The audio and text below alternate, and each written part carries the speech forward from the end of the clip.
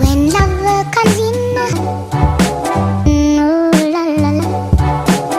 Love comes in, ooh la la la.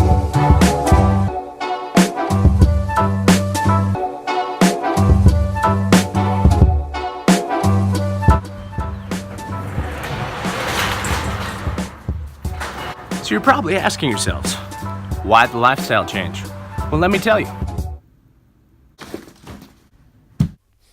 All right, just to give you a little context, this month was interesting. I hadn't really been doing much. It was pretty plain Jane. I had just been working, Monday through Friday, grinding it out, and hadn't really biked or worked out in ages. But I think this particular time, too, it was a Thursday, I believe, and went through the normal spin of that day for me. Got home, parked the car out in front of the house, started getting into autopilot mode.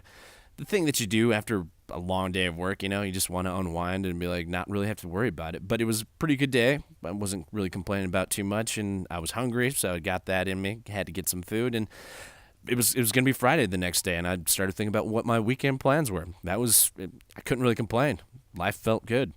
But then I think I'd only been home for about 30 minutes, and in that I heard the most loud noise I've heard in a while.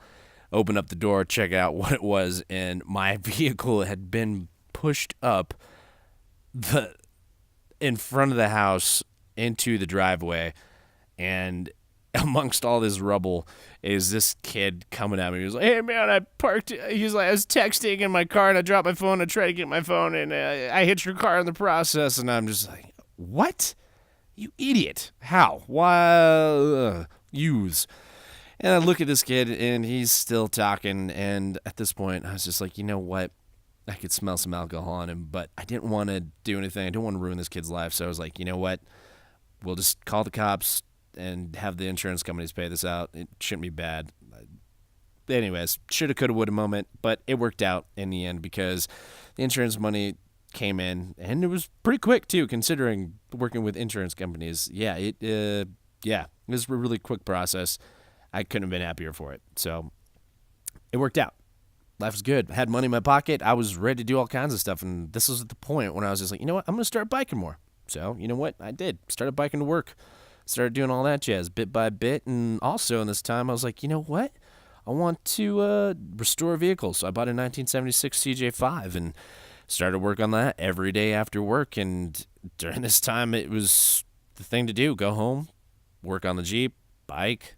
Life was good. I was, period of personal growth. I was enjoying it all through the month of November. And then finally, this is probably right before the Thanksgiving kicked in, but I ended up working at a CSU game and drove the Jeep over there, but then I drove it back, parked it in front of the house, and then I biked back that night. Well, had some friends drop me off that night because we went out and started getting ready for bed and was laying in bed.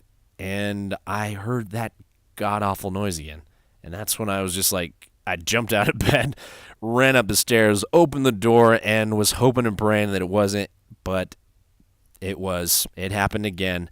My vehicle was destroyed by another drunk guy. But this guy was different. He was totally different. He just paced. He jumped out of the car, said some drunken shit, and then just bounced down the street.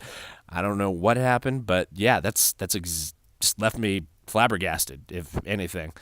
And I was like, well, anyways, I've been through this before. There was insurance, checked it up. It was his girlfriend's car, and it was up to date. So I was like, it's going to be easy. Well, I was wrong. I ended up battling with the insurance company for a solid 4 months over the price of what I felt that I was owed for the Jeep. But I also didn't pay for the month of November for insurance because I was going to do an engine rebuild, and I didn't know how long the engine would be out of the vehicle. So I was like, no, last minute stuff. But either way, it worked out again. I got insurance money, and they actually paid more money than I think the Jeep was worth. But I was happy with that. And this is kind of the period in time where I just decided, you know what, it's easier not owning a car for me personally. And this was just a period where I think this lifestyle totally just kicks off. I guess the overall thing that I've learned the most in this whole process of commuting every day, or this no car lifestyle of mine, is my overall awareness to things that I can and cannot control. Those types of moments happen a lot more than I'd like to admit that they do, where I do kind of either make really small things big or really big things, I just completely ignore them entirely sometimes. I just wanted to share that with you, and yeah, thank you for watching. Click that subscribe button down there. Hit the let me know in a comment or something how you doing, how I'm doing, and also who knows? Give me suggestions what things that you'd like to see and things that you wouldn't like to see. Are you tired of my voice? God, well that's not gonna stop anyways. Even if you don't like my voice, I'm just gonna keep talking. Get up, get out, get on a bike, and enjoy the rest of your day, evening, night. I don't care, and eat something for me, please. Always do. Have a nice one.